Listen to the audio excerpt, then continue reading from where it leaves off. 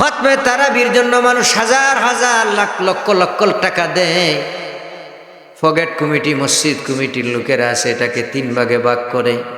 এই 3 ভাগে ভাগ করে টাকাগুলারে রমজান শরীফে 2 ভাগ অ্যাকাউন্টে রাইখা দেয়, আর 1 ভাগ ইমামকে দেয়। এটা কি হবে?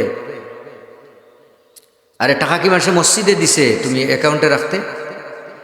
মানুষ খতম তারাবি পরে, খতম তারাবির জন্য হাফেজ সাহেবদের জন্য মানুষ টাকা দিয়েছে 1 লাখ, 10,000, 5,000, 20,000 এইরকম টাকা মানুষ দেয়, মায়া করে, মহব্বত করে যে হাফিজ সাহেবকে হাদিয়া দেওয়া হবে খতমে তারাবির বা সূরা তারাবির। মানুষ, মুসল্লিরা মানুষ বা বিভিন্ন জায়গা থেকে মানুষ হাদিয়া দেয়, কিন্তু দেখা যায় যে ওই কমিটিরা ফাইজলামি করে। ওই কমিটিরা মসজিদের অ্যাকাউন্টে 2টা অংশ রেখে দেয়, আরেকটা অংশ তাদেরকে দেয়।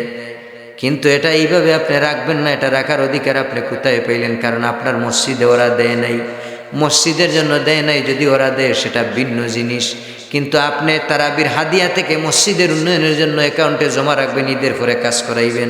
এটা কোন দলিলে আপনি পাইলেন? দিল মানুষ এক কাজে আর ব্যবহার করবেন আপনি আরেক কাজে। এটা হয় না, হতে পারে না। যে টাকা উঠেছে, যে হাদিয়া উঠবে, এটা ইমাম সাহেবদেরকে আপনি দিয়ে দিবেন, যারা তারাবির জন্য পরিশ্রম করেছে। এদেরকে খুশি হয়ে আপনি এদেরকে দিয়ে দিবেন, এদের মধ্যে বন্টন করে দিয়ে দিবেন, সবাইকে খুশি করে, ঠিক কিনা? আর আরেকটা জিনিস দেখা যায়, আমরা দেখি তারাবির হাদিয়া নিয়ে গ্রামগঞ্জে এটা বিভিন্ন সময় এটা একটা ঝামেলা হয়, ঠিক কিনা? মুসল্লি কিন্তু 3 ধরনের, রমজান শরীফের মুসল্লি 3 ধরনের মুসল্লি। প্রথম 10 দিনের মুসল্লি হলো এক সিস্টেমের, এর পরের 10 দিনের সিস্টেম হলো আরেক সিস্টেম, এর পরের সিস্টেম হলো আরেকটা। প্রথমে দেখবেন মসজিদ ভর্তি, এশার আজানের আগেই তারাবির জন্য প্রস্তুতি নিয়ে মানুষ বারান্দা সব ভিতর ভর্তি মুসল্লি। কারণ কি? রোজাটা ধরার জন্য, ঠিক কিনা? মোটামুটি 5-7 দিন দেখবেন মুসল্লির আনাগুনা খুব ভালো। না মিথ্যা বলতেছি? এটা তো বাস্তবতাতেই বলতেছি। মোটামুটি 5-7 দিন দেখবেন মসজিদে মুসল্লিদের আনাগুনা খুব বেশি।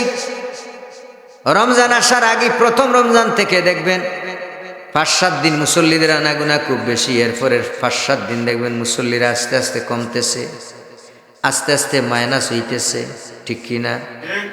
এরপরে দেখবেন 3য় নম্বর 10 দিন থেকে দেখবেন মুসল্লি মোটামুটি প্রায় কমে যাইতেছে। 2টা জিনিসে তাকে বর করতেছে। একটা হলো শয়তানে তারে ওই যে রমজানের আগে ওয়াসওয়াসা দিছিল, ওই ওয়াসওয়াসায় তারে ধোঁকা দিয়া নিয়ে যাচ্ছে। আর নাম্বার 2 হলো হাদিয়া দেওয়ার সময় হয়ে গেছে, এখন সে পাগল মারতেছে, ঠিক কিনা? আস্তে আস্তে